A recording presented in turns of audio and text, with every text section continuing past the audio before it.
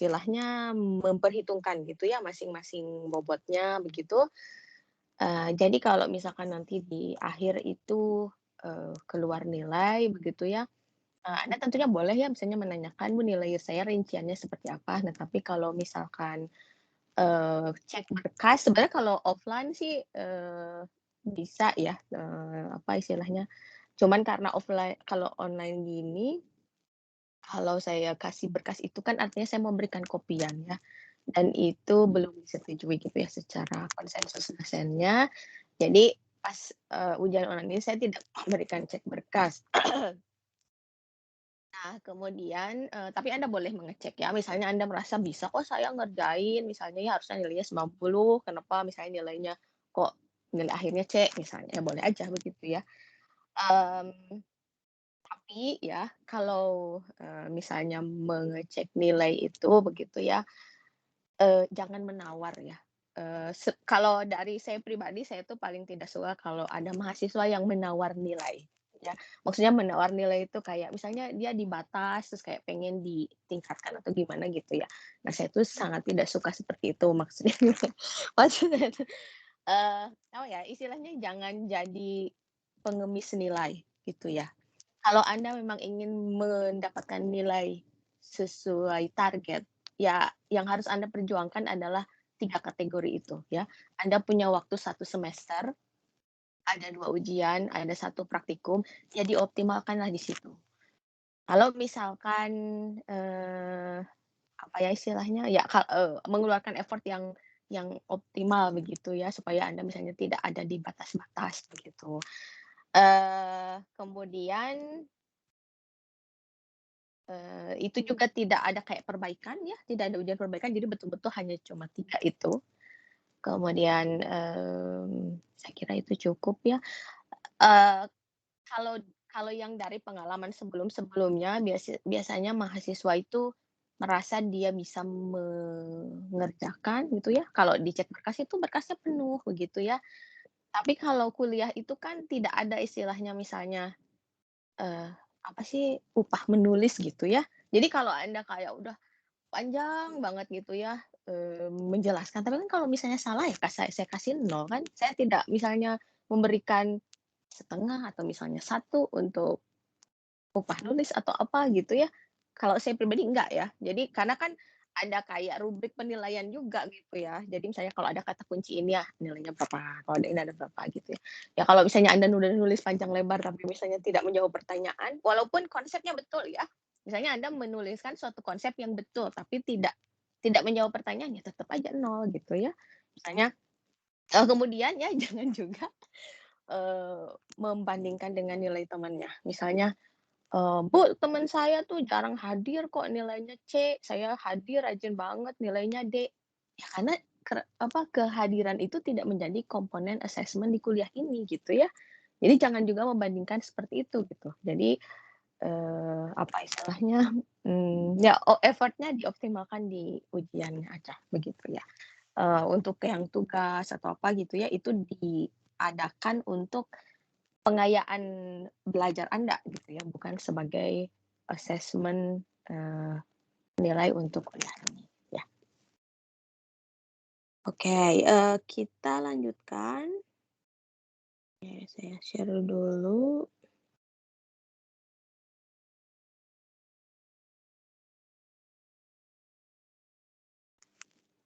Oke ya, kemarin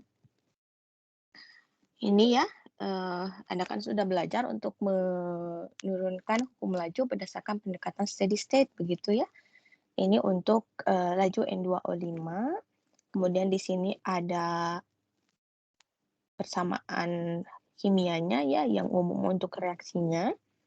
Yang perlu Anda ingat adalah bahwa order reaksi itu harus diperoleh dari eksperimen ya, jadi itu merupakan, data empiris.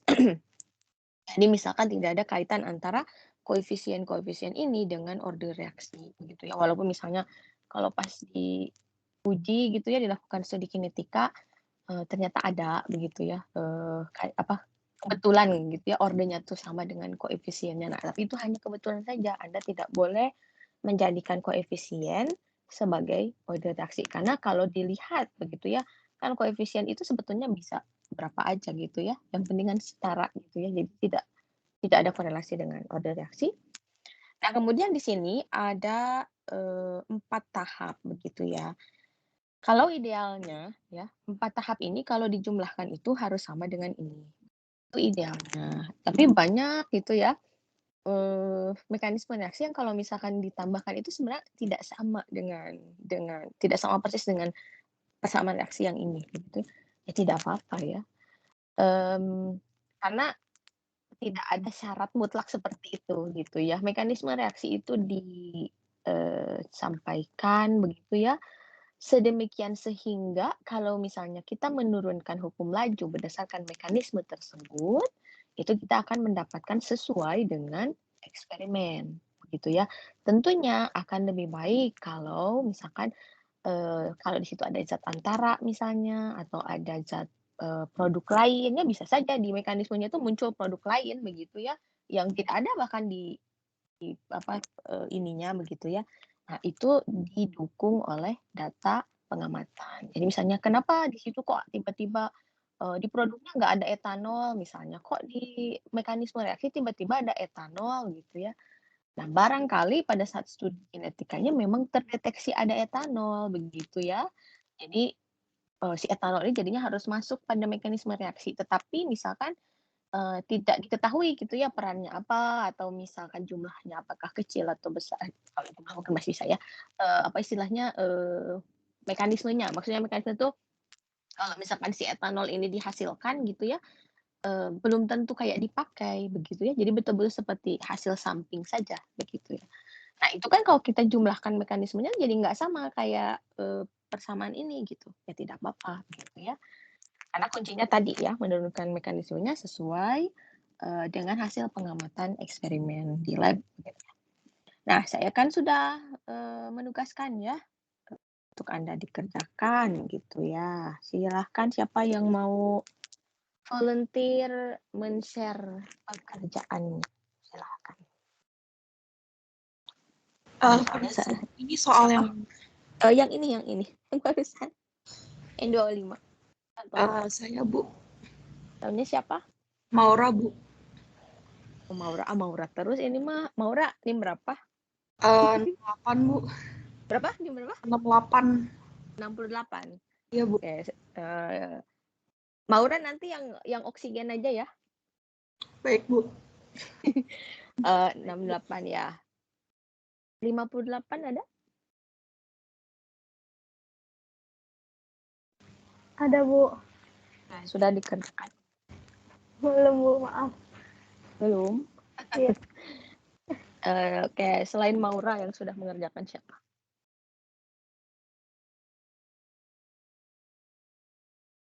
Kalau di angkatan sebelumnya biasanya kalau saya ngasih tugas kayak gini tuh saya membuat assignment sih di Moodle dulu ya, kalau saya pakainya Moodle.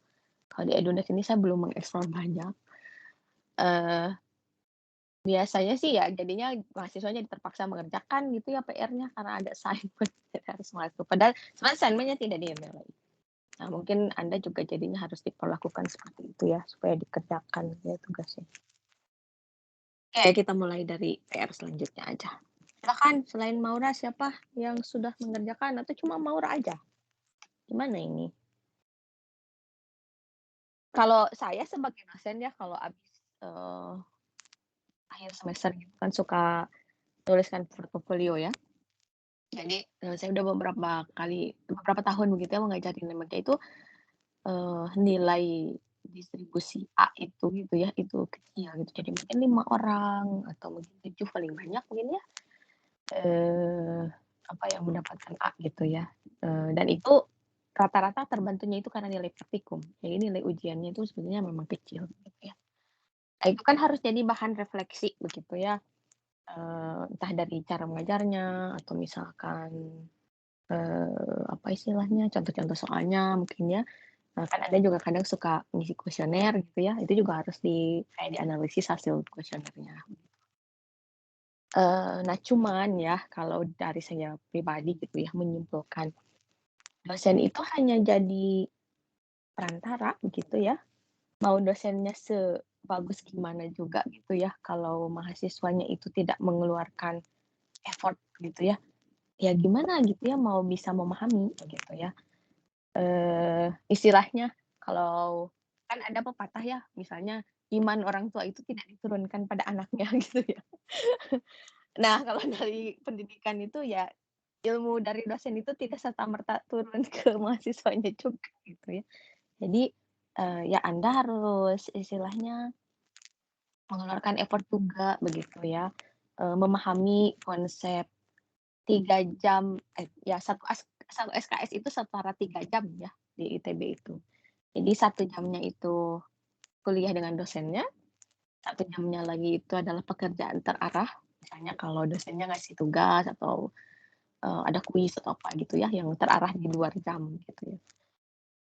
Yang satunya lagi itu adalah pribadi Anda, begitu ya. Nah, kalau misalkan Anda, IQ-nya sangat tinggi, belajar H-1 juga nggak masalah, begitu ya, ya nggak apa-apa 1 jamnya misalnya dipakai apa, main atau apa gitu ya, nggak apa-apa. Tapi kalau misalnya Andanya termasuk yang harus bekerja keras gitu ya, Anda itu harus istilahnya sayang sama diri sendiri begitu ya. Maksudnya ini kan di awal semester ya, Anda belum mulai praktikum juga belum. Nah, kalau yang kimia fisik itu praktikum-praktikumnya insya Allah akan dimulai 2 minggu lagi ya.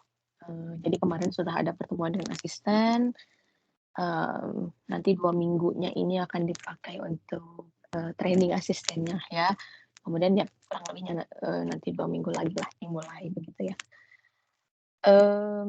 Kan belum gitu ya, harusnya di awal semester itu, begitu ya, Anda tuh menganalisis diri Anda sendiri ya, kondisi Anda gitu ya. Jadi kan Anda mungkin kalau misalnya yang udah masuk himpunan gitu ya, mungkin sama kakak tingkatnya suka eee, apa istilahnya kalau Anda lagi menganalisis apa gitu ya, bikin kepanitiaan atau kegiatan apa gitu kan suka dianalisis tuh. Eh, sebentar, aduh sebentar ya. Nah, ini kan SWOT-nya gitu ya. Strength-nya apa, weakness-nya apa, opportunity-nya apa, threat-nya apa, gitu ya. Nah, Anda melakukan itu terhadap diri Anda sendiri, begitu ya. Jadi misalkan, eee, strength sama, weakness itu dari diri Anda sendiri ya. Jadi kelebihan Anda itu apa sih, gitu, ditulis tuh, dirinci, gitu ya. Atau kemudian misalnya ya, kekuatan Anda itu misalnya kalau dapat nilai C, saya mah masih bisa hahaha gitu ya. Itu juga termasuk kekuatan ya kalau menurut saya. Kalau misalnya ada tahan banting secara psikologis gitu ya, udah ujian nggak bisa tapi Anda masih kayak, sumringah gitu, itu kalau menurut saya itu, apa istilahnya, kekuatan juga begitu ya. Kemudian weakness-nya apa? Dari diri sendiri ya, kelemahan Anda itu apa? Misalnya saya kalau ngikutin kuliah online ya sama dosen paling konsentrasi saya cuma 10 menit, kayaknya udah lewat dari itu saya udah, udah kayak bosen, terus kayak, "Kapan ini ibunya berhenti ngomong?" Atau, "Kapan nih ini ganti kuliah?" Gitu, misalnya seperti itu. Nah, nanti gitu ya di bagian opportunity, opportunity sama threat itu dari luar ya, faktor luar. Jadi opportunity-nya apa begitu ya. Misalnya Anda itu kan sebetulnya bisa nanya dosen ya, misalnya ketika kuliahnya atau misalnya lewat WhatsApp. Nah, pertanyaannya kan, apakah Anda tahu ada opportunity itu gitu ya? Atau misalnya Anda kerja kerja bareng dengan temennya ya, kerja kelompok gitu ya, bikin Google Meet bareng, terus ada yang, misalkan nerangin, terus Anda misalnya ikutin begitu ya, itu opportunity. Apakah Anda ada opportunity seperti itu? Eee, waduh, sebentar sebentar, ini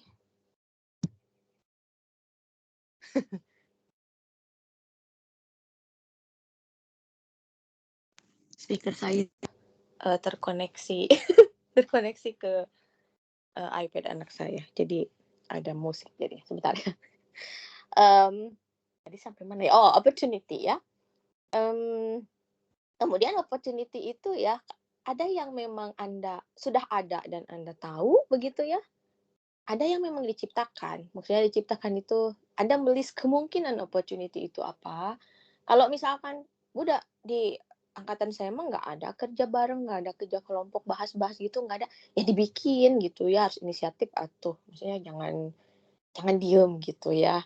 Kemudian misalnya threat-nya apa? Threat ini dari faktor luar ya, jadi sesuatu yang mempengaruhi kita. Misalnya kalau, secara psikologis misalnya Anda patah hati, nah itu kan faktornya dari luar tuh. Nah misalnya, eee, Anda bisa melis itu sebagai karena memang Anda lagi patah hati gitu ya, terus dianalisis gimana cara menanggulanginya, atau Anda menuliskan itu sebagai possibility, gitu ya, ada kemungkinan patah hati misalnya ya, dan Anda memikirkan gimana caranya, kondisi psikologis Anda tetap tetap baik saat itu misalnya gitu ya. Jadi Anda tuh harus punya kayak, pemetaan yang betul-betul rinci tentang tentang diri Anda begitu ya. Supaya Anda tuh tahu mau gimana gitu ya, mau ngapain 1 semester ini. Orang tua Anda itu sudah bayar, UKT ke ITB ya, bayarnya itu full lagi, padahal ini masih online gitu ya. Kenapa bayarnya masih full? Ya karena pengeluaran ITB juga tetap aja ya segitu-gitu aja gitu. Dan sebetulnya ya, eee, kalau bisa dibilang begitu ya, biaya operasional untuk pendidikan di kimia saja itu masih kurang loh dari yang, ITB sekarang. Bahkan perhitungannya itu kan berdasarkan bayaran mahasiswa ya, jadi misalnya kalau mahasiswanya bayarnya cuman berapa UKT Anda misalnya 10 juta gitu ya. Misalnya ada yang bayar 6 juta misalnya. Ya berarti masuknya ke kimia ya segitu aja gitu. Jadi tergantung mahasiswa ini bayar berapa. Ini masuk RKA kimianya segitu juga gitu ya. Nah itu kurang sebetulnya ya karena kelihatannya dari misalnya biaya operasional praktikum, lab, penelitian gitu ya. Itu sangat terbatas begitu ya. Jadi misalnya eh, penelitian itu misalnya mahasiswa itu perlu dana 1 juta gitu ya. Bukan perlu dana, dikasihnya 1 juta gitu ya. Itu ngukur NMR 1 kali juga 1 juta gitu ya. Kalau misalnya Anda mau ngukur SEM 250.000, terus misalnya ngukur TEM 700.000, dari mana uangnya? Nah itu dosennya yang harus mengusahakannya, mungkin dosennya nulis project atau apa gitu ya untuk dapat riset gitu. Atau misalnya di gudang gitu ya, Anda misalnya penelitian ngambil zat di gudang. Kalau nggak ada di gudang dari mana? Ya dosen yang harus ngeluarin ya. Misalnya beli zat 50 gram, harganya berapa? 5 juta misalnya. Kemudian alat juga ya, misalnya di kimia itu apa ada XRD atau apa gitu ya. Itu kan belum tentu tuh operasionalnya itu ditunjang sama ITB. Nah, dosennya yang harus nyari begitu ya. Jadi bisa Anda lihat, Anda berada di ITB itu berdasarkan istilahnya kontribusi dari banyak pihak. Tidak hanya Anda sendiri begitu ya. Orang tua Anda bawa UKT, bayar UKT. Kemudian dosennya itu harus mikirin tuh risetnya untuk tahun ini, untuk beli zat ini, untuk bayar karakterisasi ini, untuk maintenance alat ini. Saya pernah dengar ya di kimia itu, kalau misalnya kalau orang normal itu KPR-nya rumah, kalau ini mah ada dosen yang KPR-nya alat gitu ya. Saking dia tuh ingin mengembangkan alat di kimia, dia beliau itu meng-KPR gitu ya alat-alatnya. Sampai begitu ya, makannya tuh kayak terbatas begitu ya. Sampai saya tuh pernah dengar sampai menjual motornya begitu ya, sampai makannya kayak terbatas sekali gitu ya. Bayangkan ada dosen yang seperti itu gitu ya untuk, membiayai atau istilahnya memfasilitasi perkuliahan Anda di kimia gitu ya. Itu kontribusi dari banyak pihak begitu. Kalau misalnya Anda merasa, "Oh saya tuh nggak semangat nih kuliahnya online kayak gini, gimana ini mah kuliah atau enggak juga kayaknya sama aja," gitu ya. Nah Anda harus memikirkan ya, perkuliahan ini tuh ditopang oleh banyak pilar gitu ya, banyak yang berkontribusi. Jangan disia-siakan begitu ya. Misalnya ada tugas, ya dikerjakan ya. Jadilah orang yang, apa istilahnya ya, tahu menempatkan diri begitu ya. Semua orang itu waktunya 24 jam begitu ya. Kenapa mau Rama sempat ngerjain? Kenapa yang misalnya yang lain belum sempat? Apakah Anda sesibuk itu? Anda harus menganalisis itu. Waktu Anda 24 jam itu ngapain aja? Misalnya, oh saya kalau dianalisis ya 1 jam ini kayak misalnya 3 jamnya nonton drama Korea misalnya. Nggak apa-apa ya maksudnya. Anda juga perlu me time gitu ya supaya kondisi psikologis Anda juga baik begitu, tidak apa-apa. Tapi dianalisis juga waktu yang lainnya begitu ya. Misalnya Anda waktu di WhatsApp itu berapa jam? Kalau biasanya ada ya, misalnya kayak tracking activity gitu ya. Misalnya Anda productivity berapa jam atau apa gitu ya. Kalau Anda kerja di device gitu kan suka ada ya. Itu dianalisis tuh, misalnya Anda chatting sama teman Anda berapa jam gitu ya. Berapa jam ini produktif nggak? Maksudnya produktif itu mendukung kehidupan Anda ya, sebagai tugas utama Anda sebagai mahasiswa begitu ya. Kemudian apa yang kira-kira bisa dikurangi, apa yang bisa apa istilahnya diefektifkan begitu ya. Itu Anda harus dianalisis ya, harian Anda tuh seperti apa. Supaya apa? Supaya Anda itu ya tidak kayak apa ya istilahnya itu, kayak buih di lautan. Yang kayak maksudnya jangan sampai kayak Anda tuh kayak ya udah semester mulai nggak ngapa-ngapain, nggak tahu juga mau apa gitu. Terus tiba-tiba ya nanti di akhir semester udah aja selesai. Terus misalnya kalau Anda dipikir misalnya saya semester kemarin belajar apa ya gitu ya. Atau Anda bisa refleksi dari semester sebelumnya tuh kan online juga ya aku. Misalnya refleksi gitu ya. Anda kalau belajar online kemarin tuh kayak gimana? Apa yang harus diperbaiki? Maksudnya diperbaiki itu dari pihak Anda ya. Maksudnya kita harus fokus pertama itu terhadap hal yang bisa kita kontrol begitu ya. Yang bisa dikontrol itu adalah diri Anda sendiri ya. Misalkan, Bu saya tuh ya nggak semangat banget kalau misalnya kuliah kayak gini. Udah mah nggak ngerti baca adkin bahasa Inggris. Apa ini maksudnya? Pusing gitu. Pokoknya mah jadi nggak semangat gitu. Kadang ya Anda itu harus melakukan sesuatu walaupun Anda malas mengerjakannya, ya. Jadi Anda tuh coba kayak duduk gitu loh di meja belajar atau misalnya di sofa atau di tempat tidur, pegang bukunya, baca, jangan bebani diri Anda untuk memahami Atkins misalnya. Baca aja baca kayak Anda baca novel gitu ya. Ya baca mah baca aja, nggak Anda tidak meniatkan hafal novelnya misalnya kan. Ya baca mah baca aja. Nah, seperti itu misalnya baca gitu ya. Kemudian berdoa dulu ya sebelum baca buku gitu ya, kalau ada adab-adabannya ya. Berdoa dulu gitu ya, Anda misalnya minta dilancarkan nih baca dinamika nih, mau baca Atkins nih saya lagi semangat gitu ya. Berdoa gitu ya kepada Allah ya, kepada Tuhan begitu ya, supaya lebih mudah memahami gitu ya.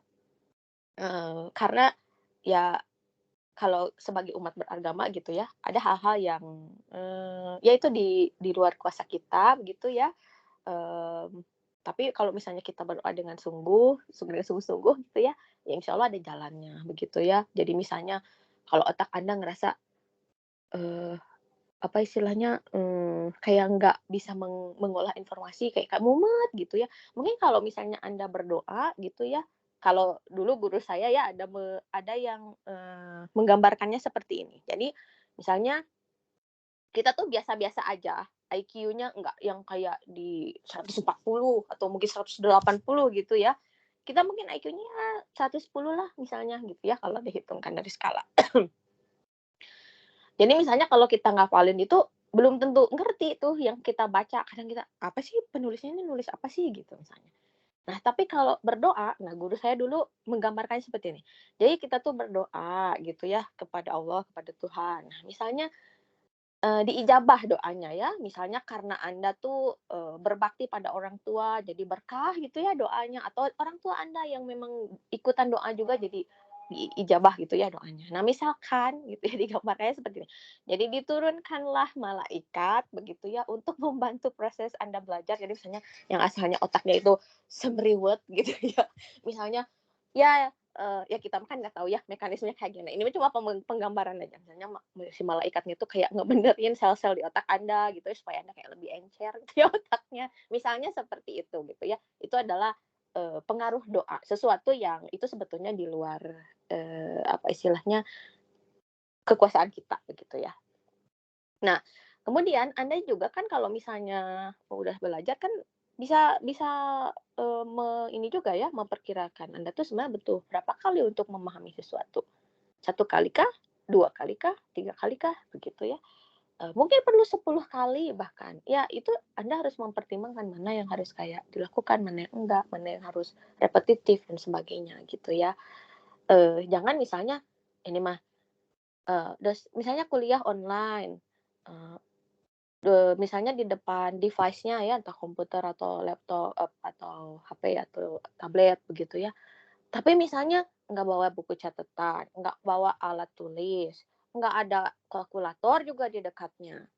Anda mengasumsikan bahwa Anda mahasiswa superpower gitu ya, pokoknya tinggal ngelihat slide, dengerin ibunya, pokoknya pasti Anda misalnya, ngerti gitu. Ya kalau kayak gitu ya nggak apa-apa, tapi kalau misalnya Anda bukan tipe seperti itu, ya siapkanlah seperti belajar normal, ada buku tulis, ada, alat tulis begitu ya. Kemudian ada kalkulator juga. Jadi misalkan ya Anda istilahnya bisa ini begitu ya, mengikuti kuliahnya dengan yang seharusnya begitu ya.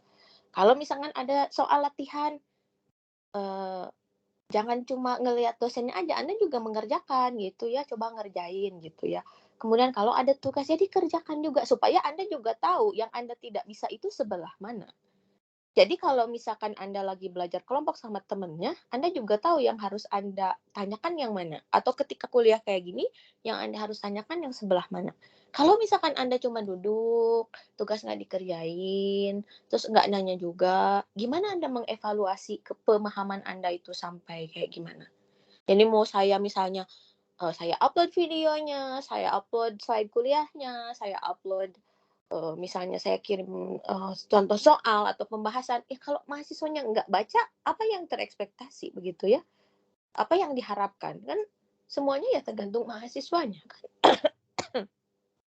Mau misalnya saya nulis di portofolio nih, ini harus kayak gini nih, metode perkuliahannya harus diperbaiki kayak gini kayak gini kayak gini. Tapi mahasiswanya tuh tidak memanfaatkan itu. Misalnya ITB, oh ini dosennya harus wajib EduNext gitu ya. Saya udah nyaman dengan Moodle nih, wajib EduNext, ya udah pindah ke EduNext gitu ya. Tapi misalnya mahasiswanya mah login EduNext entah kapan gitu ya, dibaca juga enggak. Ya gimana? Maksudnya difasilitasi tapi tidak dimanfaatkan gimana gitu ya. Kemudian misalkan Anda effortnya pas-pasan, pas nilai keluar pengen pengen tahu gitu, Bu pengen pengen ngecek ini berkasnya, pengen tahu nilainya, bahwa ini bisa dinaikkan. Gimana? Maksudnya kayak, apa ya istilahnya, karakter itu kan harus dilatih ya, harus dibangun secara bertahap gitu ya, bukan tiba-tiba misalnya Anda bergerak tanpa ada arahan, kemudian Anda berharap Anda jauh lebih baik dari semester kemarin, begitu ya. Oke. Kita jadi lama banget ceramahnya ya. Anda mungkin udah ini juga. Oke, tadi Maura NIM-nya NIM 8. Ada nggak? NIM 8?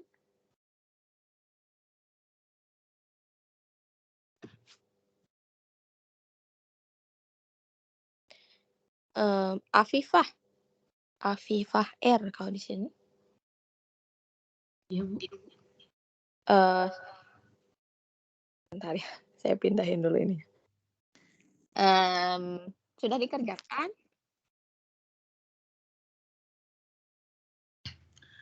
Bu, masih yang minggu lalu ngerjainnya. Ya udah tuh selain Maura tadi masih belum ada nih yang mengerjakan selain Maura, jadi cuma Maura aja. Nih, yang lainnya nggak ada yang mengerjakan sama sekali. Saya juga. Saya, Bu. Siapa ini? Namanya siapa? Oh, Azizah. Azizah ya. Mau di-share screen? Share screen gambar itunya ya, Bu? Iya. Bisa di-share screen? Saya coba dulu deh, Bu. Oke, saya stop screen sih.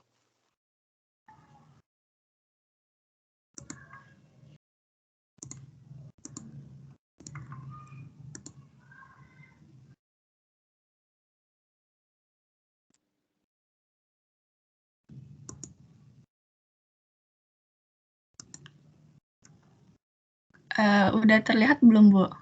Sudah. Silahkan dijelaskan.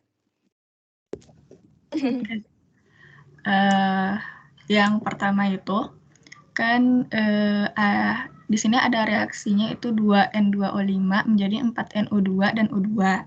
Nah, di sini ada 4 reaksi. Nah, dari reaksi ini kita tahu intermediate dari reaksi ini ada NO sama NO3.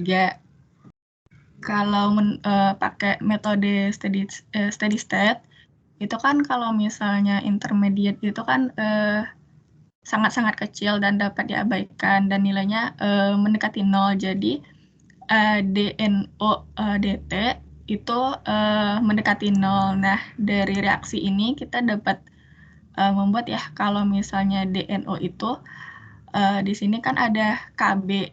Berarti KB dari konsentrasi NO2 kali konsentrasi NO3 dikurang KC konsentrasi NO kali konsentrasi N2O5. Nah, itu mendekati 0. Jadi kita selesaikan aja persamaannya dan dapat konsentrasi NO sama dengan KB kali konsentrasi NO2 konsentrasi NO3 per KC kali konsentrasi N2O5.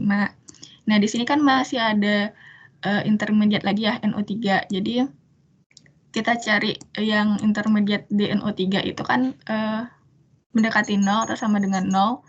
Nah, dari reaksi juga dapat di sini kan yang mengandung senyawa NO3 ada yang Ka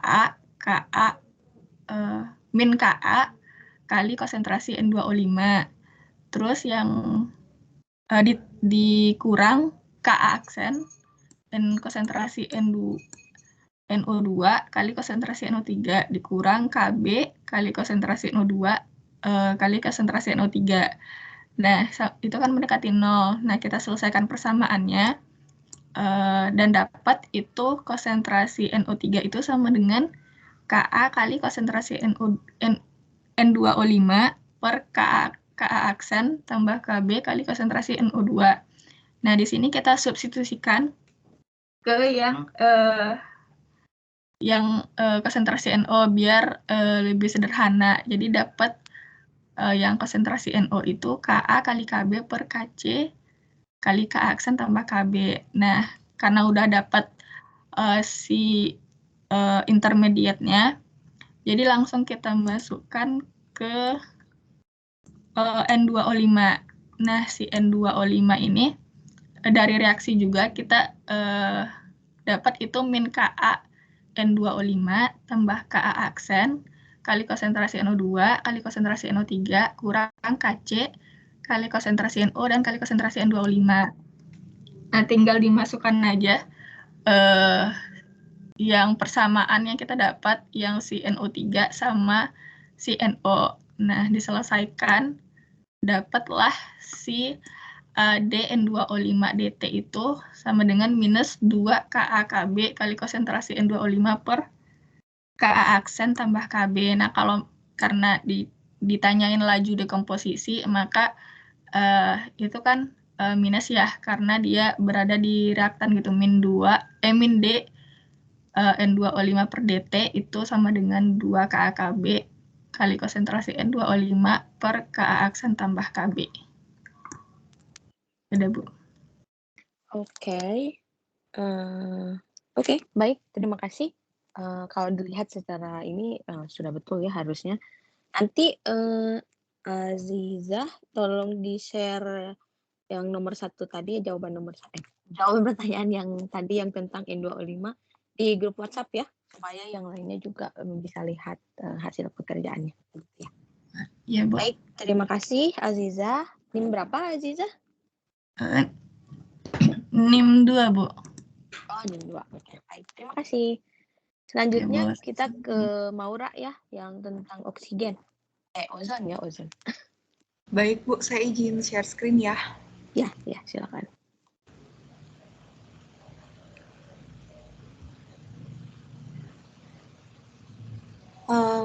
Permisi, Bu. Apakah sudah terlihat? Sudah? Silakan. Jadi ini reaksi yang pertama, penguraian O3 jadi O2 plus oksigen.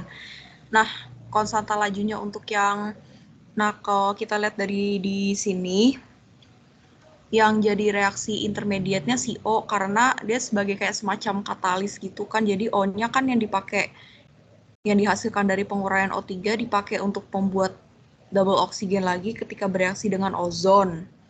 Jadi karena si O-nya tuh yang kita anggap sebagai reaksi intermediate, jadi kita anggap laju O atom O ini, atom O1 ini sama dengan apa ya, dianggap sama dengan 0. Nah, untuk yang lajunya si O-nya ini, nah kalau untuk lajunya O-nya ini ada kita dapat dari penguraian O3, kemudian kita dapat lagi dari apa ya, laju yang penguraiannya si laju itu laju pembentukan O3, jadi K aksen kali O2 kali O. Kemudian kalau untuk konstanta Kb-nya, ini O-nya ini untuk membuat O2, jadi kita anggap sebagai reaksi pengurangan konsentrasi atom oksigen. Jadi konstanta apa ya, hukum lajunya tuh minus Kb dikali konsentrasi O dikali konsentrasi O3. Kemudian dari tujuan utama di sini kita tuh mau cari lajunya si ozonnya ini. Nah, kalau kita lihat dari dari hukum lajunya si ozonnya itu, dari yang pertama ini minus Ka dikali konsentrasi O3 karena dianggap sebagai penguraian O3. Kemudian kalau untuk mendapatkan O3-nya ini kita dapat lagi juga dari pembentukan O3-nya dari Ka aksen kali O2 dikali O jadi O3. Kemudian ada lagi O3-nya kita dapat dari hukum lajunya, kita dapat dari reaksi pembentukan oksigen dari oksigen dan ozonnya sendiri, jadi minus Kb kali O3 dikali O. Kemudian karena ini kita anggap sebagai 0, tujuan utama di sini kita mau ngilangin si atom oksigennya nih sebagai intermediatnya, kemudian kita masukkan ke persamaan ini, Bu. Persamaan ini, kemudian dari sini kita pindahin yang O2 sama O3-nya ke pindah ruas, jadi dibagi biar di sini jadi O aja, Bu, karena sebagai senyawa, bukan unsur intermediat. Kemudian kita dari persamaan ini kita masukkan ke persamaan laju yang O3 dengan kita substitusikan hasil ini ke si O-nya, Bu. Kemudian dilakukan perhitungan hingga didapat hasilnya minus 2 KaKb dikali ozon kuadrat per KaO2 plus KbO3. Karena ini laju kita anggap sebagai laju hilangnya konsentrasi O3, jadi minusnya pindah ke ruas lawannya, jadi minus delta O3 per dt sama dengan 2 KaKb dikali O3 kuadrat per KaO2 plus KbO3, Bu. Oke, baik. Terima kasih. Paling mungkin nanti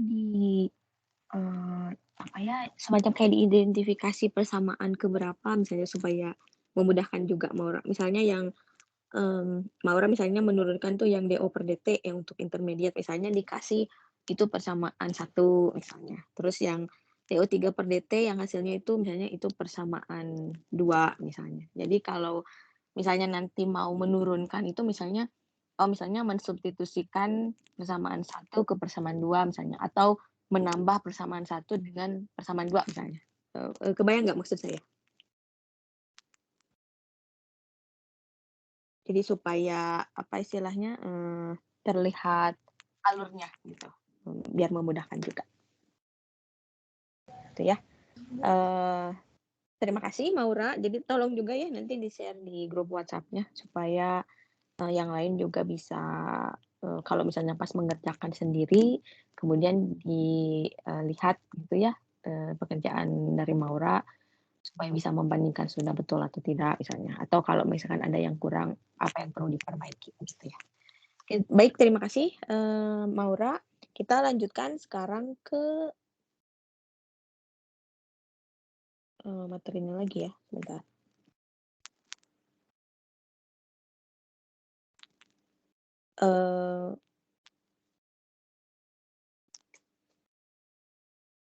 Maura mungkin bisa di-stop dulu share screen-nya. Oh ya, maaf Bu, baik-baik. Saya stop ya. Ya. Baik, terima kasih.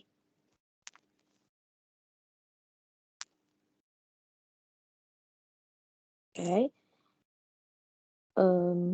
Kita kembali ya ke sini. Nah, selanjutnya di sini tahap penentu laju ya. Jadi kan misalnya Anda melakukan studi kinetika gitu ya. Kemudian Anda mendapatkan hukum laju, kemudian dari hukum laju itu Anda mengajukan mekanisme reaksi gitu ya.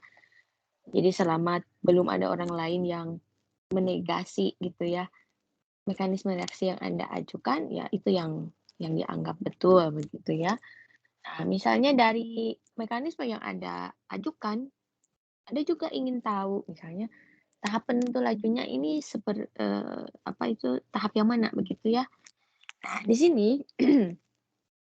kan kalau misalnya kita ingat kembali dari materi sebelumnya, kan ada konsentrasi P ya. Ini yang diturunkan berdasarkan pendekatan steady state ya yang QSSA. Kemudian ini kan bisa diplotkan begitu grafiknya dan mirip dengan yang diturunkan dari persamaan matematika biasa ya. Walaupun ada perbedaan gitu ya. Tapi masih mirip konturnya. Jadi kalau misalnya kita tidak keberatan dengan perbedaan tersebut, pendekatan steady state itu lebih relatif lebih mudah dalam menghasilkan hukum laju dari tahap-tahapan reaksi ya, dari reaksi-reaksi elementer. Nah, misalkan di sini ya, seperti ini yang P-nya.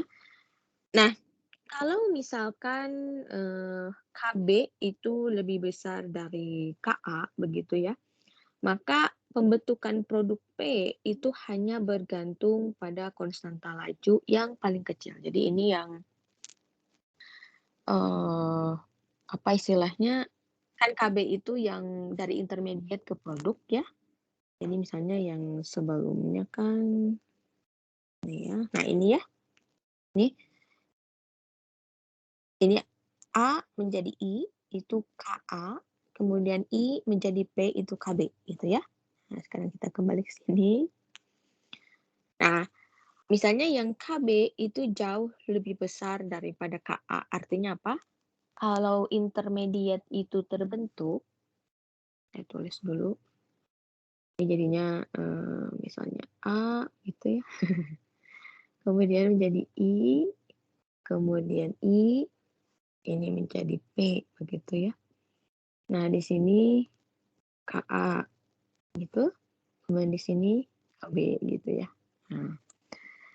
Nah, misalnya KB-nya itu, jadi tahap I menjadi P itu jauh lebih besar daripada KA. Artinya apa? Jadi kalau intermediate itu udah terbentuk, si intermediate ini akan berubah menjadi produk, gitu ya. Nah, tapi kalau yang KA-nya kecil itu artinya A untuk menjadi I itu lambat banget gitu ya. Nah, kalau kasusnya seperti itu, maka pembentukan produk P itu hanya bergantung pada konstanta laju yang paling kecil. Dalam hal ini itu adalah yang KA, begitu ya. Jadi di sini tahap 1 itu adalah tahap penentu laju, begitu ya. Jadi kan misalnya Anda ingat ya kalau ada beberapa tahapan laju, begitu ya. Kemudian ada K-nya masing-masing, begitu. Kan kalau K-nya kecil, berarti kan lajunya lambat. Kalau K-nya besar, berarti lajunya cepat ya. Nah, tahap penentu laju itu, kalau dalam hal ini ya, dalam kasus ini, itu adalah tahap yang KA-nya paling kecil, karena itu paling lambat. Jadi misalkan Anda bayangkan kalau Anda mau atau lomba estafet gitu ya. Misalnya ada orang ke-1, ada orang kedua, orang ketiga, orang keempat. Ini estafet. Orang ke-1 punya laju V1 ya. Orang kedua punya laju lari misalnya atau ini saya tulis sebagai konstanta ya. Konstanta laju 1, konstanta laju 2. Kemudian orang ketiga itu punya kecepatan lari direpresentasikan oleh konstanta laju K3. Kemudian misalnya ini ke garis finish gitu ya. Ini ada K4. Nah, walaupun misalkan ya K1 ini cepet, K3 ini cepet larinya, K4 juga, tapi yang K2 ini lambat banget gitu ya. Kan overall gitu ya, ini prestasi tim ini itu ya ditentukannya oleh yang ini begitu ya. Jadi kalau misalkan Anda bekerja kelompok gitu ya, dan kerja kelompoknya ini masing-masing misalnya dibagi tugas, terus misalnya dikumpulkan ini hari Rabu deadline-nya misalnya ya. Tapi ada teman Anda yang kerjanya tuh lambat banget gitu ya. Jadi misalkan yang harusnya Selasa tuh harusnya udah selesai nih misalnya karena nggak mau deadline banget hari Rabu, Selasa pengennya dikumpulin.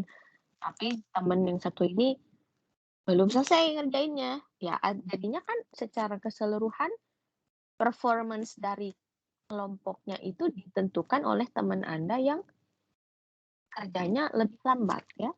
Jadi ya itu ya, jadi kalau lagi teamwork orang yang kerja lambat itu ya penentu laju gitu ya. Atau saya contohkan ya. Anak saya kan sekolahnya online ya. Terus ada tugas kan. Misalnya saya membagi tuh, misalnya suami saya ngehandle anak saya yang pertama. Nah, saya ngehandle yang anak saya yang kedua gitu ya. Terus misalnya anak saya yang pertama itu ada tugas gitu ya. Terus saya bilang, kerjain dong tugasnya, Bapak. Pokoknya saya udah cerewet lah gitu ya. Udah dikerjain kan sama anak saya. Tapi terus tiba-tiba misalnya saya masih dikasih tahu tuh sama gurunya bahwa Bu ini anaknya belum mengerjakan tugas ini. Lah, kan kemarin udah dikerjain, masa belum juga gitu kan. Ternyata ya, misalnya yang belum ngumpulin itu suami saya. Jadi suami saya belum ngumpulin tugas anak saya ke gurunya. Berarti saya bilang, ini mah penentu lajunya orang tuanya, bukan anaknya gitu ya. Anaknya udah ngerjain tugasnya, tapi orang tuanya lupa nge-submit tugasnya. Yang penentu lajunya orang tuanya. Nah, misalnya seperti itu gitu ya. Jadi dalam suatu kejadian, kalau dalam hal ini reaksi yang melibatkan beberapa tahap, gitu ya. Yang lambat itu yang penentu laju, gitu ya. Nah, misalnya, kemudian kita lanjutkan ya ke yang poin keduanya, laju pembentukan P, yang ini ya, bergantung pada laju pembentukan I, begitu ya. Tadi yang, kenapa saya hapus ya? Ini A menjadi I gitu ya, terus menjadi P. Nah ini laju pembentukan P itu akan bergantung pada laju pembentukan I yang tadi ya, yang tahap ini karena tadi K-nya kecil, jadinya dia lambat begitu ya. Jadi bukan dipengaruhi oleh tahap kedua. Tahap kedua itu adalah laju perubahan I menjadi P. Karena tadi apa? K-nya juga cepat ya. Kalau misalnya I-nya itu ada gitu ya, si I ini akan berubah menjadi P begitu. Nah, tahap A menjadi I ini kita sebut sebagai tahap penentu laju, begitu ya. Nah, kemudian tahap penentu laju itu merupakan tahap paling lambat dari mekanisme reaksi dan mengontrol laju reaksi secara keseluruhan. Jadi ini untuk kasus normal ya. Jadi kalau misalnya kasusnya normal berarti kalau misalkan ada tahap yang paling lambat itu adalah tahap penentu laju. Jadi ini untuk kasus yang normal, sekuensial tahapannya. Nah, di sini tahap laju tadi tahap yang paling lambat, kemudian tahap itu merupakan gerbang penting dalam pembentukan produk. Salah satu indikasinya adalah tahapan yang apa istilahnya berurutan, ya. Jika suatu reaksi lebih cepat, yang lebih cepat gitu ya, dapat pula menuju produk, maka tahap yang paling lambat menjadi tidak relevan. Misalnya ada jalur gini. Nah, ada jalur gini, gitu ya. Ini jalur 1, jalur 2, jalur 3. Misalkan K1 itu paling kecil misalnya. Dari K2, kemudian K2 lebih kecil dari dan misalnya K3 lebih kecil dari K2 misalnya, gitu ya. Kemudian ini kan ada 3 tahap. Nah, Anda tidak bilang bahwa misalkan penentu lajunya adalah tahap ini. Kenapa? Karena ada jalur 3 yang ini, yang langsung dari A ke P. Nah, kalau seperti itu, ini jadi tidak relevan ya tahap itu. Jadi tahap penentu lajunya sekarang adalah tahap ketiga. Dari A menjadi P. Misalnya begini. Misalnya saya ngasih tugas gitu ya ke kelompok, ke mahasiswa begitu. Dan mahasiswanya 4 orang. Kalau keadaan tugasnya itu adalah 4 pekerjaan orang ini disubmit sebagai pekerjaan satu kelompok, maka performance kelompok Anda itu penentu lajunya adalah teman Anda yang bekerjanya paling lambat. Ya. Tapi kalau misalkan syarat pengumpulannya itu adalah nggak usah 4-4-nya mensubmit pekerjaannya, cukup 1 saja yang mensubmit, maka pekerjaan 3 teman lainnya itu jadi tidak relevan kecepatan kerjanya. Karena apa? Karena cukup 1 aja misalnya mahasiswa ngumpulin, udah jadi produk gitu ya. Nah, kalau seperti itu jadi penentu lajunya adalah justru yang mahasiswa yang ini gitu ya, yang jadi tahapan yang misalnya dari A ke produk gitu ya. Jadi di sini ya, sebentar. Ini skematiknya. Yang A itu misalkan ada 2 tahap, yang satunya itu lambat, yang satunya itu cepat. Kemudian yang B itu sama juga ada 2 tahap, yang satunya cepat, kemudian yang satunya lambat, begitu ya. Nah, ini normal, ini sekuensial begitu ya, tahapannya kayak berurutan. Jadi yang tahapannya itu lambat begitu ya, itu yang jadi penentu lajunya, begitu ya. Kemudian yang tahap kedua, yang tahap lambat itu yang tahap kedua. Nah, ini tahap kedua yang penentu lajunya, jadi yang dikasih kotak ini. Itu adalah tahap penentu laju. Tapi coba lihat yang ketiga. Jadi misalkan ada tahap ini cepat, kemudian ini lambat, kemudian ini cepat. Nah, Anda tidak bilang bahwa tahap ini itu penentu laju. Kenapa? Karena ada tahap ini, opsi ini. Gitu ya.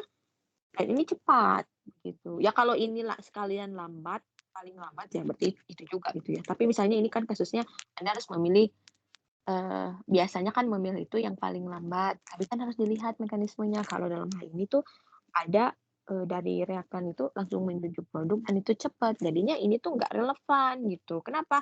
Ya karena ada tahap ini yang pokoknya nanti juga produk dihasilkan gitu ya. Jadinya tahap penentu lajunya sekarang adalah tahap yang ini begitu ya. Nah, selanjutnya kalau misalkan kita lihat ini diagramnya ya, kurva energi potensial dengan keberlangsungan reaksi ya, ekstensi reaksi. Nah, misalkan di sini ada reaktan gitu ya. Kemudian di sini ada produk gitu ya. Kemudian ini ada intermediate 1 misalnya. Ini intermediate 2 misalnya. Kemudian dari reaktan menjadi intermediate 1 itu tahapannya lambat.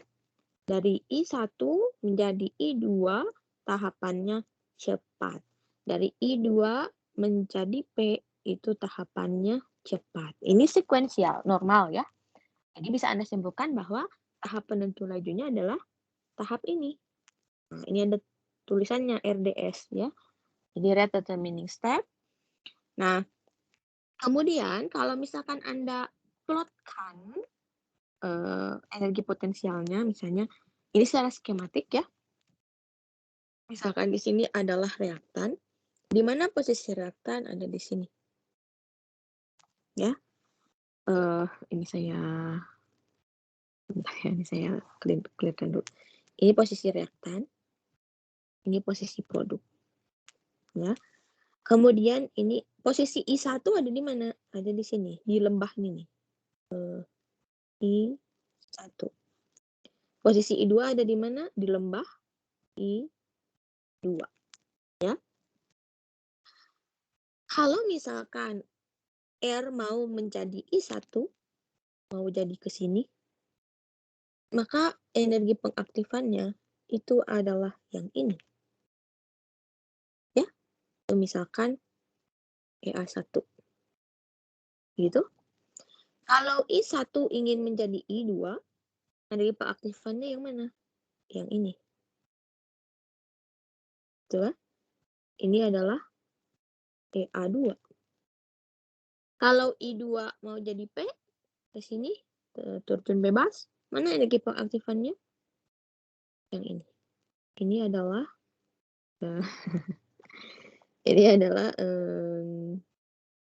EA3. Nah, jadi selain K, misalkan Anda bisa lihat dari EA ya, energi pengaktifan. Bahwa misalnya reaksi yang paling lambat itu berarti K-nya itu paling kecil. Atau misalnya EA-nya itu paling besar. Gitu ya. Nah, bisa Anda lihat juga ya, misalnya dari tahap I2 menjadi P. Ini reaksinya adalah reaksi eksotermik ya. Kenapa eksotermik? Kan ini energi potensial dari produknya lebih rendah dibandingkan energi potensial dari I2. Jadi reaksinya menghasilkan kalor.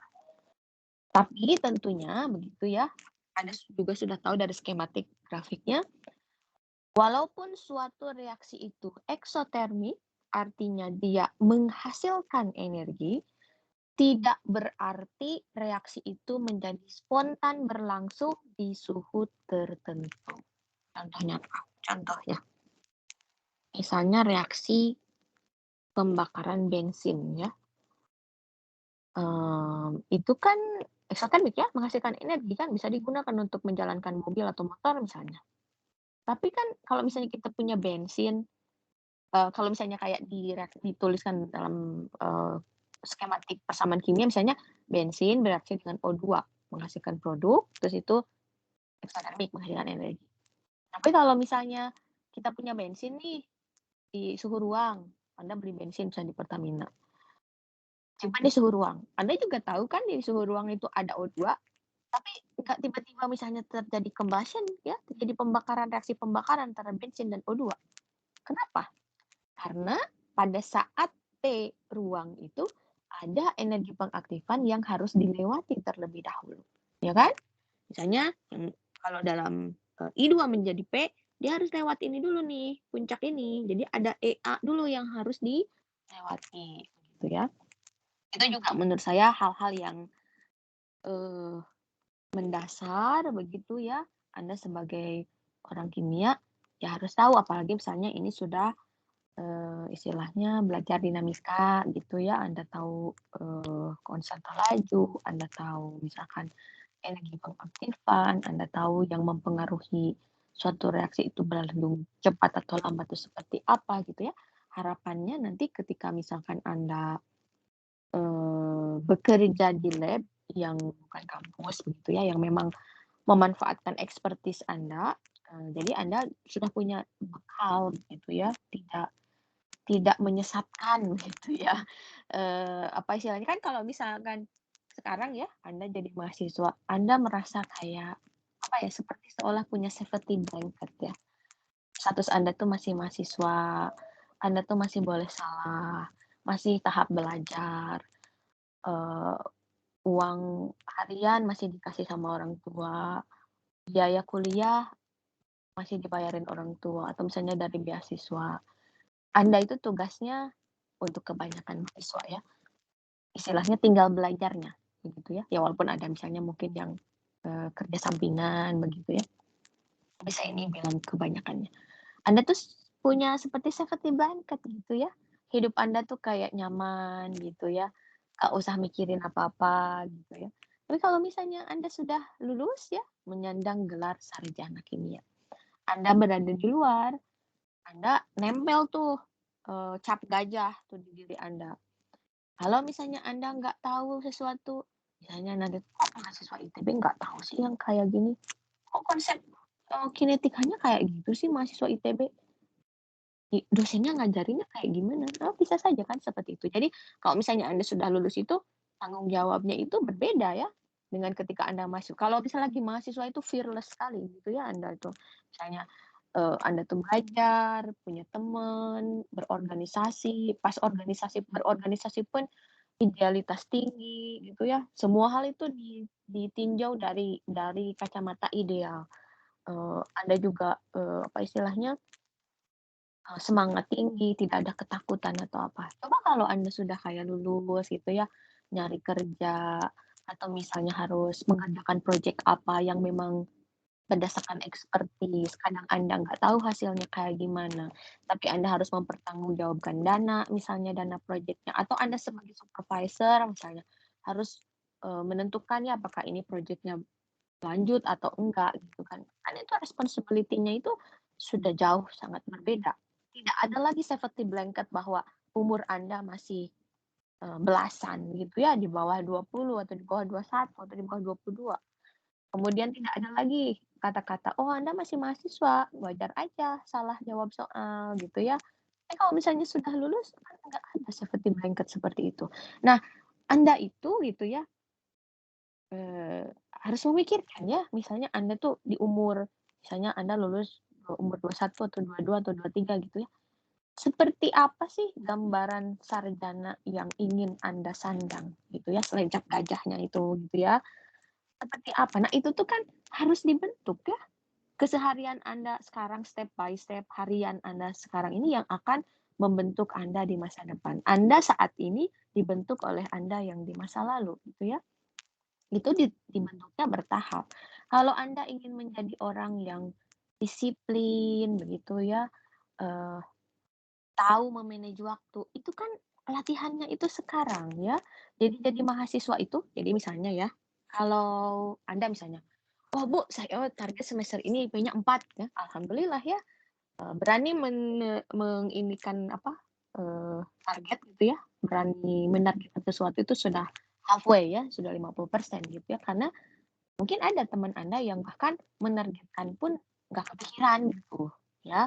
Jadi harusnya Anda tuh ya bermimpi tuh tinggi gitu ya, karena mimpi itu gratis ya, tinggal dipikirin kayak gimana ini ya mencapainya.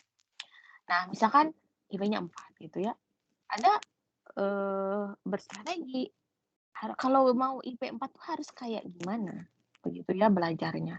Kalau dari rasional, perhitungan nilai itu di sekitaran 75 ya, apa istilahnya nilainya. Jadi minimal tuh harus 75, harus di atas itu kalau misalnya ingin safe ya. Barangkali kan ada dosen yang mungkin penilaiannya itu menggunakan Gaussian ya. Kalau menggunakan Gaussian kan bisa berbeda tuh. Jadi misalnya angkatan kemarin mungkin 72 udah A, tapi misalnya angkatan sekarang tuh nilainya gede-gede tuh, ada yang 80, 90, jadi kayak bergeser gitu ya. Jadi mungkin A-nya itu 85 gitu ya, bisa saja gitu. Jadi, ya Anda harus misalnya memikirkan hal kayak gitu lah ya. Kemudian, Anda memikirkan strateginya gitu ya. Kenapa? Karena walaupun ya IP tinggi itu bukan segalanya. Nah, kalau saya bilang itu IP 4 itu bukan tiket masuk surga. Jadi jangan juga terlalu misalnya kalau nggak dapet IP 4 sedih banget gitu gimana, atau Anda nggak dapat nilai sesuai dengan yang Anda harapkan, ya jangan terlalu sedih juga gitu ya. Anda juga harus kayak realistis juga begitu ya. Sayang sama diri sendiri, jangan terlalu sedih begitu. Jadi harus bisa memanage emosi juga ya. Tapi orang yang IP-nya tinggi itu menunjukkan bahwa dalam histori dia menjadi mahasiswa, dia bisa memanage opportunity yang dia punya. Dia bisa memanage strength yang dia punya. Itu yang digambarkan dari IP tinggi. Ya. Jadi misalkan IP 4 itu tidak menggambarkan dia misalkan tahu segalanya gitu. Enggak. Ya, tapi menggambarkan kayak performance-nya dia tuh kayak gimana sih gitu ya. Nah, itu seperti itu. Jadi makanya misalnya IP itu menjadi syarat administrasi. IP yang orang yang IP-nya tinggi itu cenderung secara administratif itu lebih mudah. Tapi kalau IP-nya yang di bawah, misalnya 2,5, 2,75, itu harus effort-nya harus lebih besar. Ya. Jadi bukan berarti tidak mendapat kesempatan yang sama, enggak. Tapi effort-nya aja yang harus besar. Orang lain mah misalnya ditawarin beasiswa S2, ditawarin beasiswa S3, kalau IP-nya 2,75 mah harus nyari sendiri, harus effort-nya misalnya harus nambah les misalnya kalau apa istilahnya secara administratif gitu ya untuk penilaian tuh misalnya kalau orang mah cukup transkrip dia mah harus saya pernah punya keahlian ini atau apa gitu ya jadi kayak lebih holistik gitu ya ya tidak apa-apa ya maksudnya tiap orang itu jalur apa istilahnya jalur nasibnya itu berbeda, kita tidak perlu membandingkan ya, karena mau Anda bandingkan juga ya nggak ada gunanya. Kecuali kalau misalnya kalau Anda bandingkan, Anda jadi kayak lebih semangat gitu ya, nggak apa-apa. Tapi kalau misalnya kalau Anda bandingkan ada yang jadi kayak depresi misalnya ya, atau misalnya jadi iri atau gimana, jadi kayak menimbulkan penyakit hati, nah sebaiknya jangan gitu ya. Anda harus sayang sama diri sendiri ya. Kalau hati Anda itu ada penyakit hatinya, penyakit hati itu apa? Malas, iri hati, mudah sedih, mudah tersinggung, begitu ya. Itu adalah penyakit hati ya salah satunya. Itu berarti hati Anda kan tidak sehat ya. Kalau misalnya seperti itu tuh nggak baik juga buat psikologis Anda gitu ya. Nah, Anda harus menghindari hal-hal yang bisa memicu seperti itu, gitu. Nah, tadi ya, kembali misalkan saya harapkan begitu ya, ketika Anda kuliah itu betul-betul diniatkan Anda tuh ingin dapat ilmunya gitu ya. Anda nggak cuman bilang, "Oh, saya tahu kalau misalkan ada mekanisme reaksi, kalau mau menentukan, penentu laju itu paling lambat." Nah, jangan jangan cuma kayak gitu, tapi harus ada tambahannya, eee, ini harus dilihat gitu ya mekanismenya secara keseluruhan. Ada nggak misalnya tahapan yang ya langsung membentuk produk, ya. Jadi nggak mengeluarkan pernyataan yang tidak meng-cover atau apa istilahnya ya, masih ada hole-nya gitu ya, jadi tidak meng-cover semua kondisi. Nah, kita lanjutkan. Nah, di sini, tadi yang tahap pertama itu sebagai RDS, sebagai tahap penentu laju. Jadi laju keseluruhan reaksi itu sama dengan laju reaksi tahap pertama. Ya kan ada ya yang pendekatan penulisan hukum lajunya tuh dari misalnya kalau ini penentu laju tahap mana, terus kayak dia menuliskan V-nya itu sama dengan K kali bla bla bla berdasarkan tahap itu, ya. Ya itu boleh, tapi ya tergantung kayak, kondisinya ya. Jadi memang, eee Anda itu harus bisa kayak menilai kondisi dan menerapkan hukum yang mana yang harus digunakan gitu ya. Kalau misalnya pertanyaannya, "Oh, gimana kita taunya kayak gitu?" Ya makanya harus sering latihan sih ya yang kayak gitu, maksudnya intuisi itu kan, intuisi itu ada ya kalau Anda sering bekerja dengan itu, begitu ya.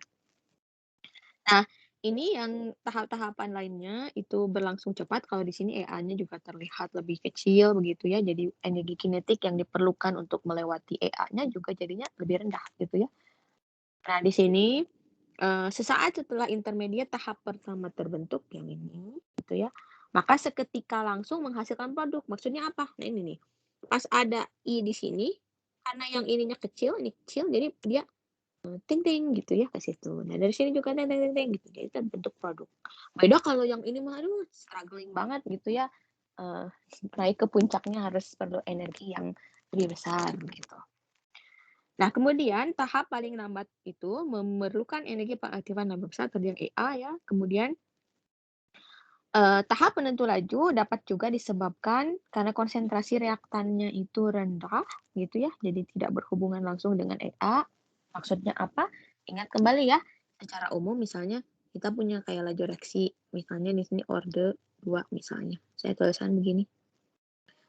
Nah, kan kalau misalkan ininya itu kecil banget ya, reaktannya, konsentrasinya, ini juga V-nya kayak kecil gitu. V-nya kecil itu apa sih? Lambat banget gitu. Mungkin harusnya reaksinya cepet 3 jam, ini seminggu gitu ya. Nah, itu juga ya kalau misalkan nanti Anda bekerja dengan dunia nyata apalagi kalau misalnya Anda mengerjakan reaksi yang orang tuh belum pernah mengerjakan, Misalnya, kan namanya kalau di praktikum mah reaksi itu sejam, 2 jam gitu ya. Ternyata pas lagi, ngerjain sendiri mah ada yang reaksinya sehari, ada yang 2 hari, ternyata ada yang reaksinya 7 hari gitu ya, misalnya seperti itu. Ya kembali ya, maksudnya kan kalau kalau di pendidikan itu kurikulumnya disusun, ya itu ya seperti seperti blanket gitu ya. Jadi disusun bahwa ya Anda itu bisa melaksanakan kegiatan pendidikan sesuai dengan, eee, akomodasi waktunya gitu ya. Praktikum misalnya 4 jam kalau yang normal ya, yang di lab. Ya berarti kan semua kegiatan-kegiatan itu didesain untuk praktikum 4 jam itu, dalam 4 jam itu selesai begitu ya. Tidak dicontohkan reaksi yang misalnya selesai misalnya seminggu begitu ya, atau kecuali kalau misalnya yang bukan aditif ya, yang, opsional misalnya Anda menumbuhkan kristal, ternyata kristalnya baru tumbuh seminggu ya, kalau itu kan beda lagi ya, tapi misalnya prosedur utamanya itu selesai dalam, waktu yang ditentukan begitu ya. Nah, berkaitan dengan tadi ya, apa istilahnya, pendidikan sendiri gitu ya, kan Anda itu kan masuk prodi kimia ya. Itu kan secara konsensus itu sebetulnya prodi kimia itu, bertransaksi dengan Anda ya, neken neken kontrak gitu ya, bahwa kalau Anda masuk kimia itu harusnya begitu ya, Anda tuh lulus dalam 4 tahun. Jadi kalau misalkan ada yang tidak lulus dari 4 tahun jadi lewat begitu ya, itu sebetulnya, prodinya yang dipertanyakan ya. Jadi misalkan dan itu juga ada ya mekanisme yang mempertanyakan itu. Misalnya, "Kenapa ini ada mahasiswa sekian persen ini kuliahnya 6 tahun," gitu ya, "ini mau di ujung DO atau apa," gitu ya. Itu ada pertanggungjawabannya ya. Jadi sebetulnya ya kalau misalkan Anda gitu ya merasa, eee, kan kalau Anda lihat ya di dinamika aja, eee, Anda kan 4 SKS ya. Satunya itu kan praktikum, artinya kan kuliahnya itu 3 SKS. Nah, kalau sekarang itu kan pertemuan dengan dosennya itu 4 jam ya, dengan 1 jam tutorial. Kalau pas zaman saya dulu itu, kalau misalkan kuliahnya itu 3 SKS, 1 SKS-nya praktikum, kuliahnya juga cuma 3 jam. Pas di angkatan saya itu nggak ada tuh 1 jam tambahan tutorial sama dosen, semuanya kayak gitu. Nah, kalau sekarang mah kan semuanya ada kayak ada tambahan tutorial gitu ya. Mmm, kemudian jadi kan Anda misalnya, oh ini prodi nih, ngasihin 1 jam yang memang sama dosennya tutorialnya gitu ya. Jadi, belajar terstrukturnya betul-betul ada jamnya, bukan bukan dibebaskan misalnya gitu ya. Nah, berarti dari segi prodi kan sudah melaksanakan kewajiban. Nah, tapi kalau misalnya Anda ya merasa gitu ya, eee, satu angkatan tuh misalnya, saya nggak tahu ya angkatan Anda tuh kayak gimana. Kalau misalnya angkatan saya dulu mah biasanya kita kayak kan dulu mah nggak ada WhatsApp group gitu ya, jadi kayak ngumpul terus kayak didiskusikan apa yang harus dilakukan untuk meningkatkan, performa angkatan gitu ya, ada di kita mah kayak gitu ya. Misalnya kalau ada kayak kerja-kerja kelompok gitu, bahkan kita dulu itu ya, ada namanya kuliah, seminar unit bidang, kalau sekarang nggak ada ya kayaknya. Jadi misalnya itu kan ada kayak orang tuh seminar-seminar gitu ya, bahkan kita tuh ada misalnya ngumpul bareng. Terus temennya itu latihan presentasi, begitu ya, terus kita kayak komentarin gitu, apa yang harus diperbaiki supaya supaya supaya presentasinya oke banget gitu. Jadi pas dia, perform di kelas itu, sebenarnya kita udah tahu presentasi dia isinya apa. Jadi pokoknya kita kayak, "Oh ngasih tahu nih kayak gini gini gini," gitu. Nanti jadi dosen itu, dosen penilainya ya, dosen pengampunya itu, jadi sudah melihat kayak, "Oh ini bagus," gitu. Jadi rata-rata nilainya bagus gitu ya. Atau misalnya apa, kerja kelompok misalnya, apa yang materi apa nih yang belum ngerti gitu ya, kita tuh biasanya kayak nunjuk gitu ya, misalnya kan di angkatan tuh biasanya istilahnya kan ada masternya ya, istilahnya kuliah apa, masternya siapa gitu ya, terus kita kayak undang gitu loh, maksudnya kayak, kerja kelompok yuk hari ini gitu, tolong dong jelasin yang ini, begitu ya. Nanti tuh kayak dibagi-bagi gitu loh, misalnya orang ini nanti ngejelasin apa, bla bla gitu loh. Saya nggak tahu angkatan Anda itu misalnya kayak gimana, manajemen di angkatannya gitu ya. Tapi misalnya, salah satunya seperti itu, supaya apa? Supaya kita memastikan teman kita itu, ya apa istilahnya ya, difasilitasi lah mungkin ya. Kalau masalah berhasil atau tidak, makan itu balik lagi ke masing-masing, tetapi kita tuh kayak inisiatif gitu ya, memfasilitasi itu. Kalau dosen kan ngajar, tapi kan kalau kita posisinya sebagai mahasiswa kan kita nggak bisa maksa misalnya dosen, apa istilahnya, nambahin jam. Tapi ya sebetulnya Anda bisa mengajukan secara angkatan ke kaprodi ditujukannya. Karena prodi itu bertanggung jawab untuk memastikan bahwa Anda memahami suatu materi.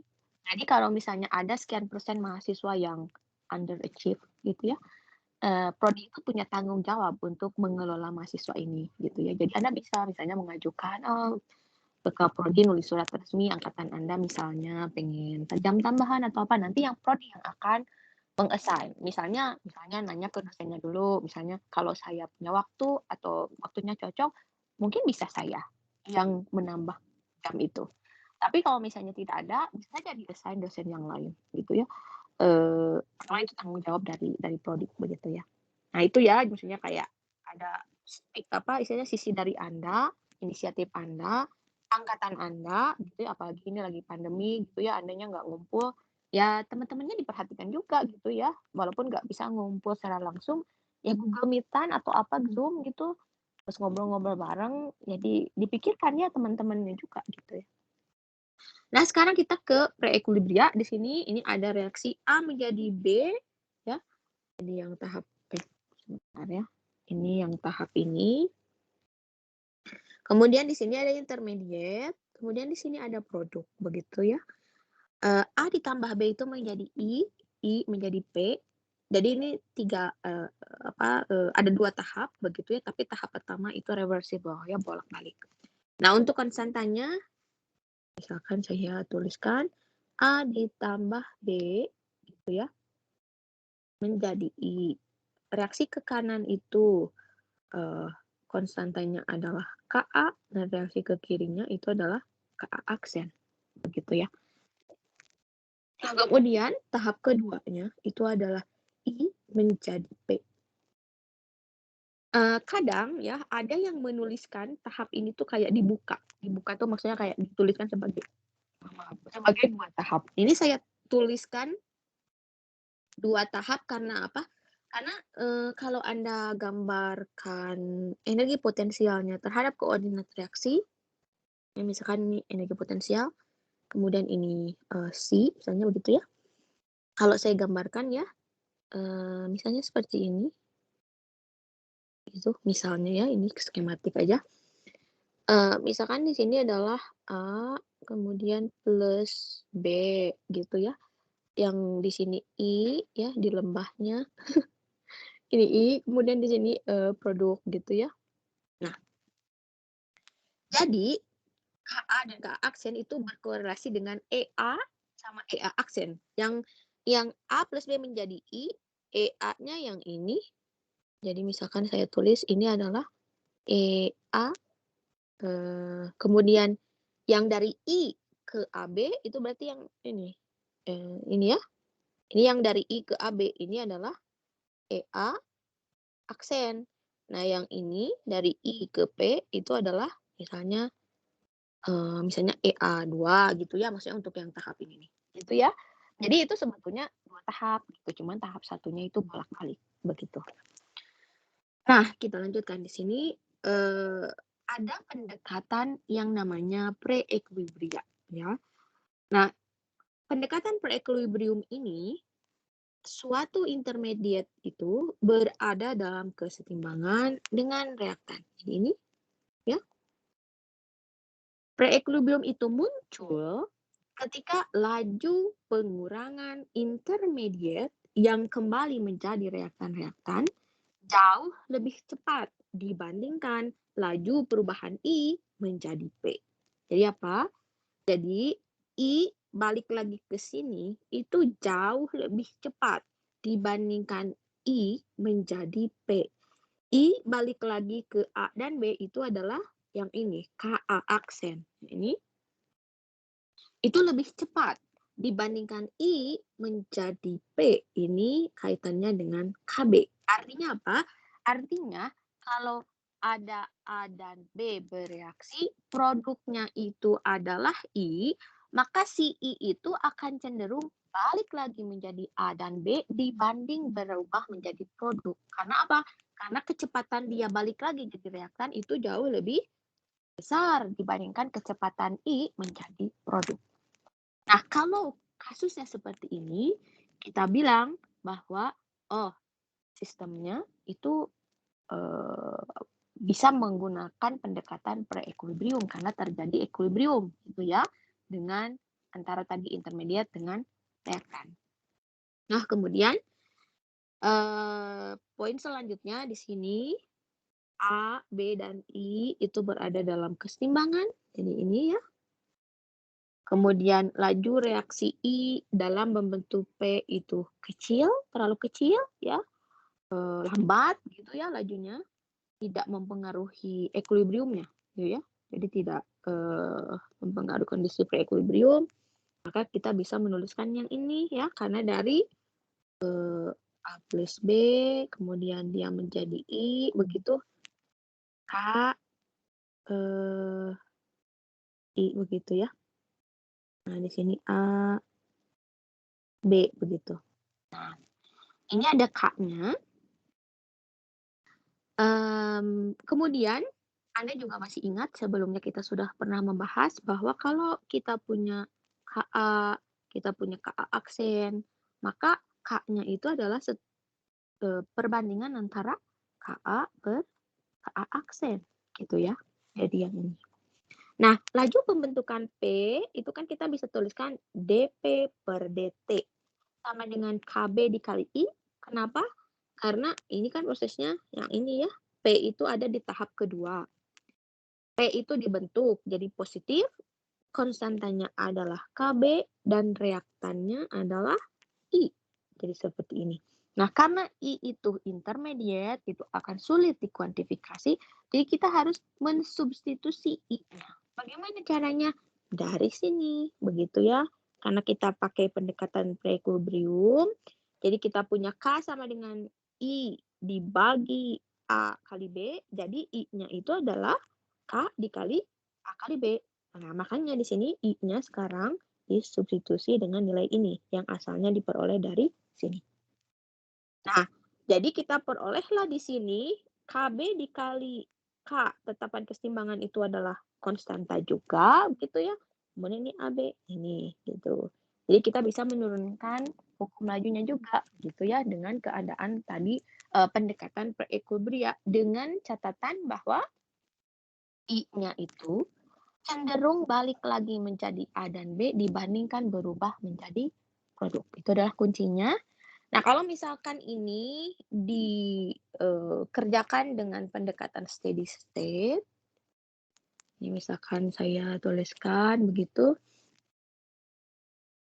di sini misalnya untuk yang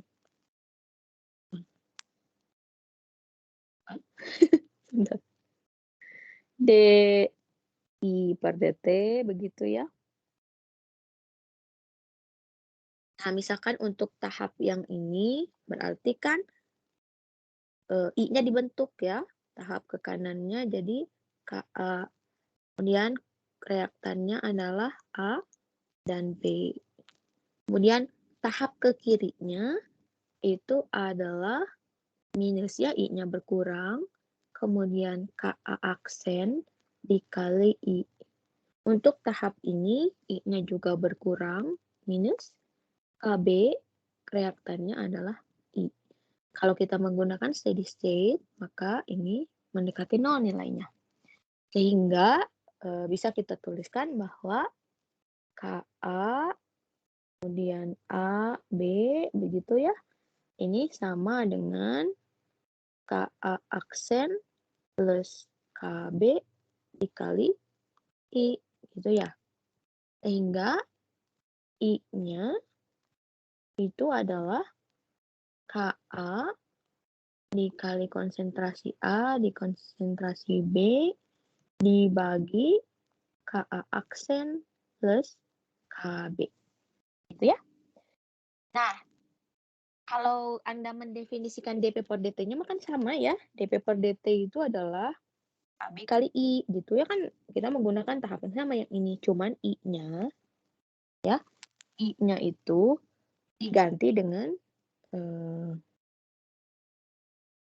DP per DT sama dengan KB dikali I. Nah, I-nya itu adalah KA AB begitu dibagi KA aksen ditambah KB. Nah, ini dibagi ini itu adalah konstanta yang ini ya.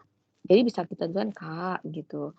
Nah, kemudian A dan B. Jadi kalau overall-nya sama, cuman nilai K-nya ya yang agak beda. Kalau dari sini kan K-nya itu adalah ini.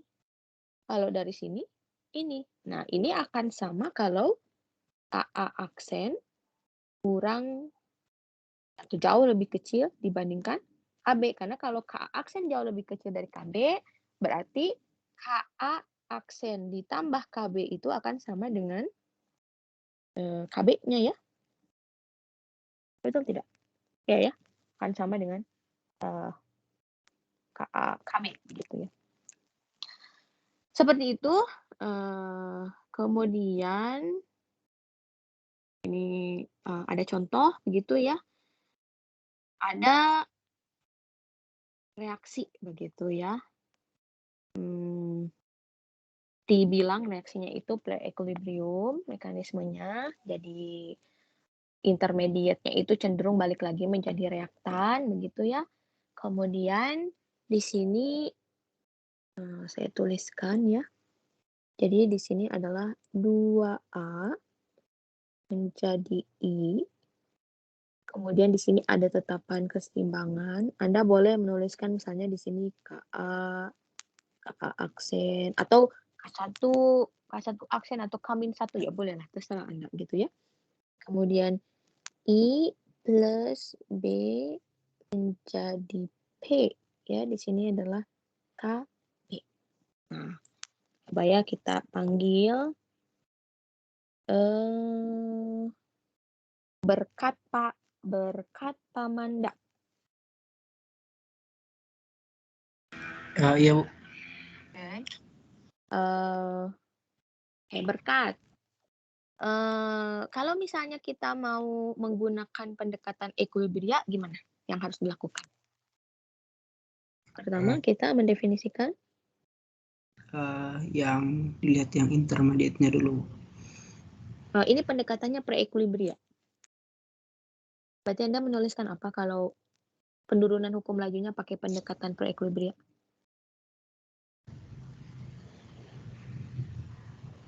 Menuliskan? Coba syarat bukan. Syarat pre-equilibria itu apa kalau di sini kalau reaksinya seperti ini? Kita boleh menggunakan itu Kak. Kita boleh menggunakan pendekatan pre-equilibria, syaratnya apa? Kalau intermediate-nya itu lebih cepat balik ke reaktan Daripada terbentuk ke produk. Dengan kata lain, apa yang harus dituliskan? Konstantanya. Bahwa konstanta? Konstanta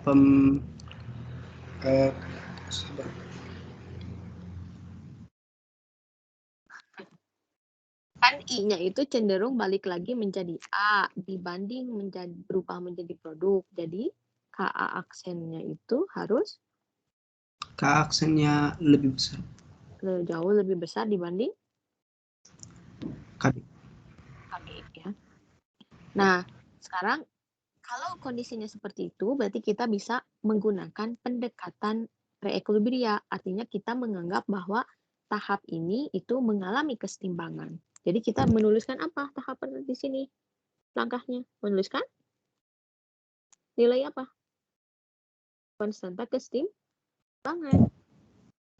Gimana? Nilai KB. K-nya itu apa? Maksud saya persamaan dari K-nya, dari KB. Bukan. K di sini, K kapital besar di sini adalah tetapan kesetimbangan ini. Itu apa ungkapan tetapan kesetimbangannya? Konsentrasi per konsentrasi A. Konsentrasi apa? Di konsentrasi A per konsentrasi I. Ini tahap 1, ini tahap 2. Yang mengalami kesetimbangan itu tahap 1. Reaksinya 2A menjadi I, reaksinya kesetimbangan. Tetapan kesetimbangannya gimana ungkapannya? KA per KA aksen.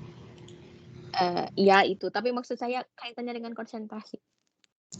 Seper 2A. Seper 2, oke. Bukan seper 2A atau ya, masa jadi seper 2A? Seper konsentrasi A. Konsentrasi A, konsentrasi A saja? Ini tetapan keseimbangan ini. Tetapan keseimbangan itu adalah konsentrasi produk dibagi dengan konsentrasi reaktan, dipangkatkan koefisiennya masing-masing. Gimana? Konsentrasi intermediate per konsentrasi A. Ya, dibagi konsentrasi A. Udah gini?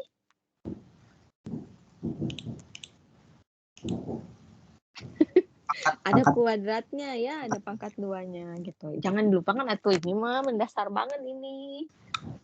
Nah, kemudian selanjutnya setelah mendefinisikan tetapan K, selanjutnya apa? Tahap keduanya. Mendefinisikan DP per DT.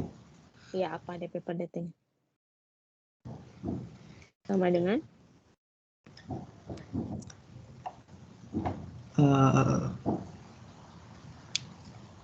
KB dikali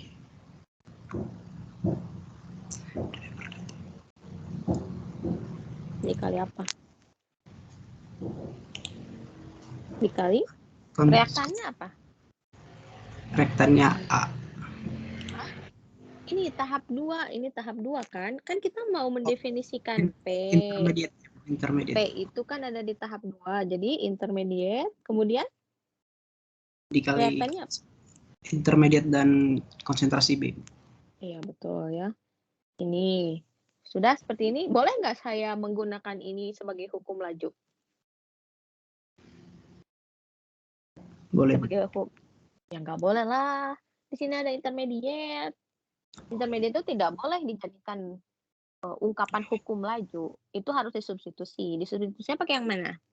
Yang dapat di atas, Bu. Persamaan pertama. Oke. Jadi, AB sekarang I-nya apa sekarang?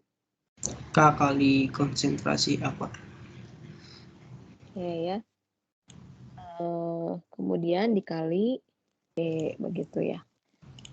Kemudian di sini bisa disederhanakan menjadi KB dikali K A kuadrat B. Nah, ininya sendiri itu adalah konstanta juga sebetulnya ya. Sebentar, ini bukan di sini. Gitu ya. Jadi, bisa dituliskan di sini bahwa DP per DT itu adalah K dikali A kuadrat dikali B, begitu ya. Tapi K-nya itu adalah KB dikali A, begitu ya. Oke, baik. Terima kasih. Tadi siapa namanya ya? Namanya siapa ya tadi? Oh, Berkat ya. Terima kasih, Berkat. Nah, nanti di rumah itu tolong kerjakan ya. Soalnya masih sama, jadi reaksinya yang ini, 2 tahap ini ya. Tapi dikerjakan melalui pendekatan steady state ya. Jadi apa istilahnya, steady state-nya itu berarti yang berbeda itu di sini ya, begitu ya. Jadi kita tidak menggunakan K bla bla blanya ini, tapi menggunakan pendekatan neto. Misalnya di I per DT mendekati 0. Jadi itu tolong dikerjakan di rumah supaya Anda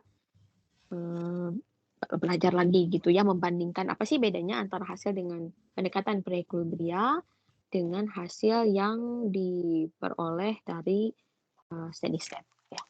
Sampai sini dulu ada pertanyaan? Bu, mau nanya, Bu. Ya, silahkan. Jadi tuh di EduNext nggak tahu kenapa saya dan beberapa temen tuh ada yang nggak ada dinamikanya, jadi kayak ke kick out gitu, jadi harus enroll lagi. Nah, enroll lagi tuh harus ada token. Sebetulnya saya juga nggak ngerti kenapa, karena presensinya itu hilang semua di saya itu. Iya, mau ngeliat rekaman lagi gitu kan tadi Bu, tapi nggak bisa apa sih course dinamikanya jadi nggak masuk lagi, nggak ke enroll. Iya, betul. Saya juga jadinya bingung juga. Sebentar ya. Oke Bu. Bentar.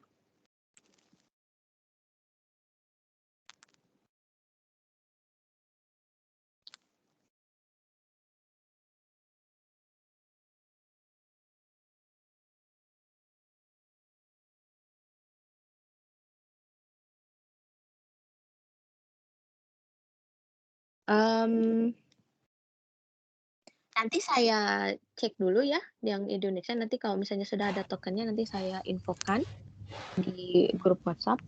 Selain yang ini ada pertanyaan lagi nggak? Kalau misalnya tidak ada, kita cukupkan untuk kuliah pagi ini. Kalau misalnya ada pertanyaan bisa ditanyakan di grup WhatsApp juga. Terima kasih